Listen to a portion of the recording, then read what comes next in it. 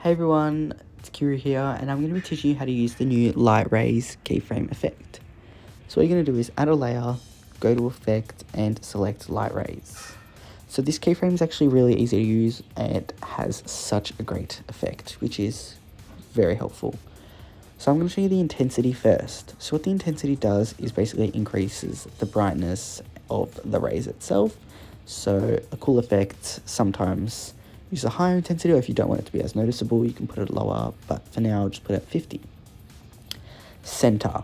Center is very similar to all the other effects and chooses where you want the center of the rays to be. So position that to any sort of object or person.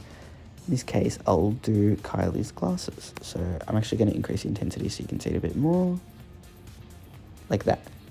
And lastly, the radius. What the radius does is basically chooses how many rays there are and moves it around a bit. So when you decrease the rays, there are a lot larger and not as many. So if you put around 20, you can see that there's one ray here and one ray here. They're quite big at the top and down here.